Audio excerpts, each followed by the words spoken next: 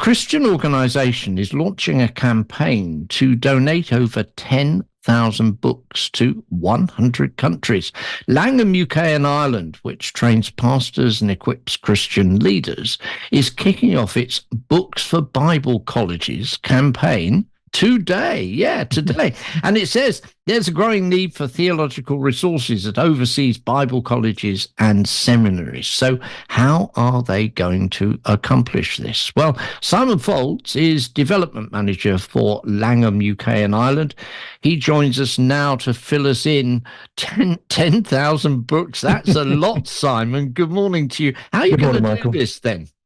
Yeah, it's not me. Thankfully, it's our team up in Carlisle that packs these books up and sends them off.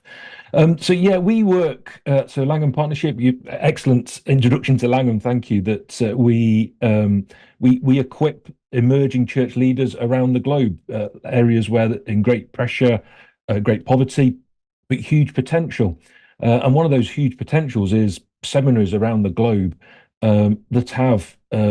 Some of them, we did a survey of 450 seminaries around the world, where 75% of them, their budget for their library was less than £1,000 a year.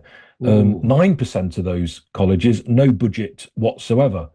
So, how do they get the books? They've got literally hundreds of thousands of students desperate to study, desperate to read, and go out and share the good news.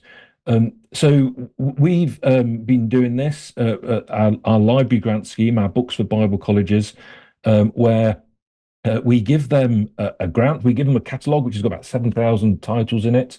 We give them that catalogue and we say, look, here's a grant. The grant's worth about £330. Choose which books you need for your college, for your setting, for your culture, rather than us dictating which books we think might be right. They choose the books and they send that back, and then we post those books to them completely free of charge to them. It's Langham's part of Langham's ministry to make that happen.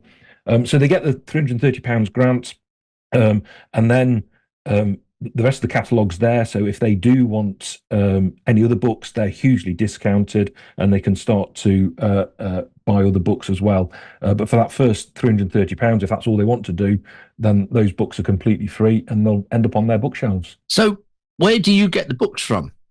Also, I mean, we're a publisher ourselves, so some of the books we publish, but by no means all 7,000 of them.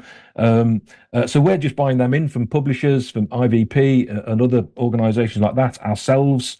One of the most popular books is the one-volume Bible commentaries that we are heavily involved in publishing and printing.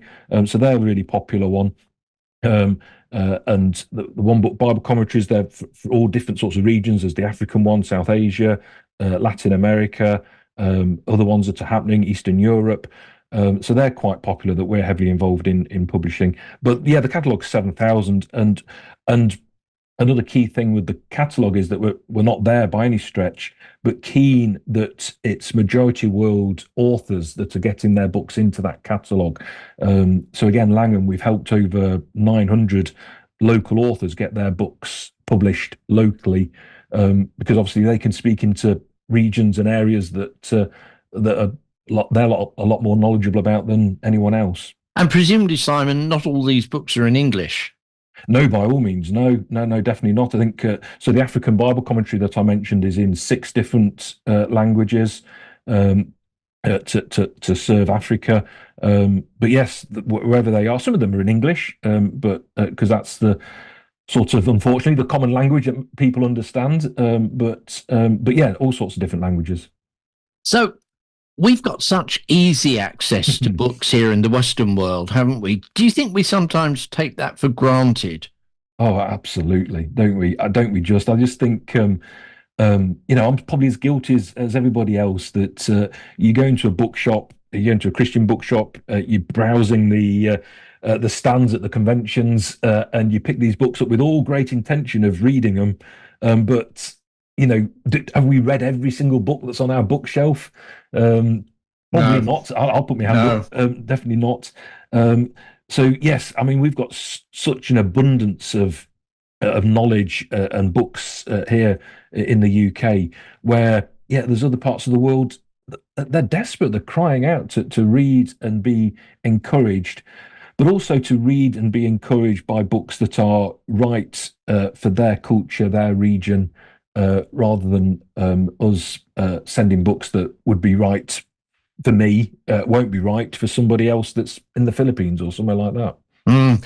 Now, the church in parts of the developing world seems to be thriving, doesn't it? Mm. Whereas here, uh, I don't think you could say that in many places.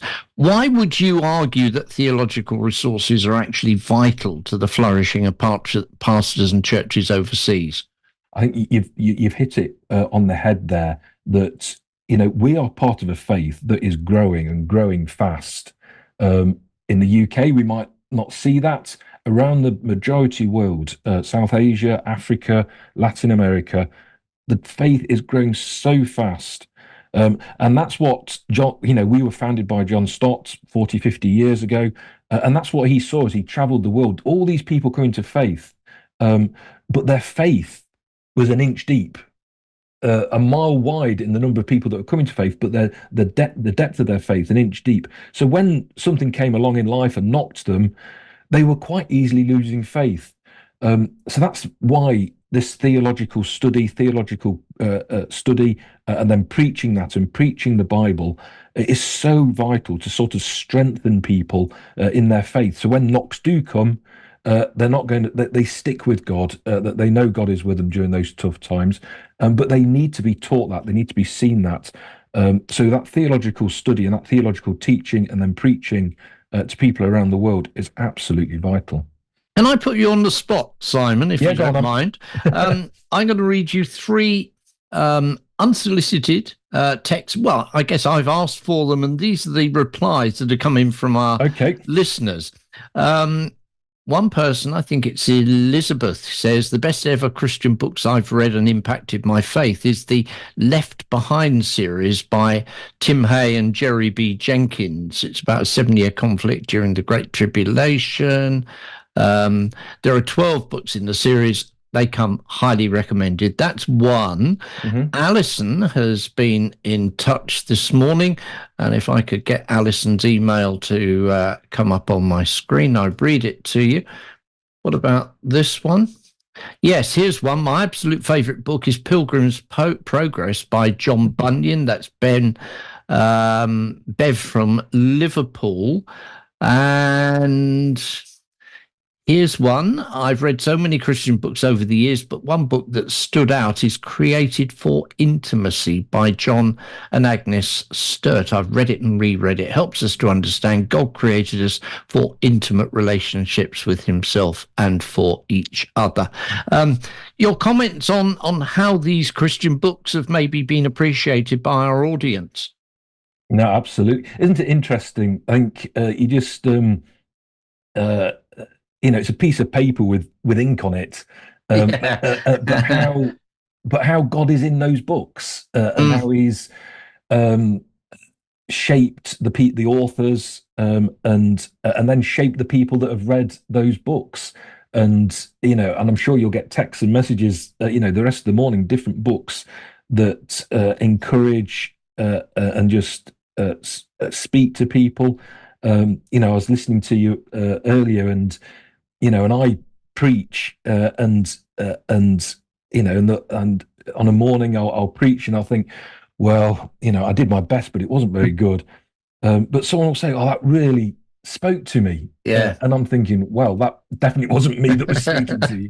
No. It was most certainly the Holy Spirit. And isn't that just the same with the books that Mm. people will read into them and just be and hear God in them, which is just phenomenal. And yeah, going back to your original question about how we can take that for granted here, because we can, we can go onto the internet and we can have the book the next day, Yeah. and there's hundreds of thousands of people around the globe that would love to have that opportunity to just Mm. pick up a book, and that they can be shaped as we've been shaped by authors. Yeah. So in a nutshell, what do you want Premier listeners to do, having heard about your campaign to give 10,000 books to 100 countries? Thank you. Yes, please head to our website, booksforbiblecolleges.org. On there, you'll find all information, a lot more stories about how those books have gone out and impacted people, as we've just been sharing about. Please go on there, have a look round, and we'd love you if you're in a position to give one of those grants, like I say, £330. We wouldn't expect that £330 all in one go. I worked it out. It's £22 a month, and if you gift aid, then that gets up to £330. And you can do that on the website. And just think about that when you're next buying a book. Think, one, am I going to read it? And if you are, then fantastic. But if I'm not, then perhaps head to booksforbiblecolleges.org and donate those books going to a college around the globe that are desperate to get onto books and read them, deepen their theological knowledge, and then pass that on to people through their preaching and teaching. Brilliant. So please head there. Yeah, Simon, thank you so much for joining us this morning. Simon Folds, Development Manager for Langham, UK and Ireland. And may God bless every one of those books as it goes out.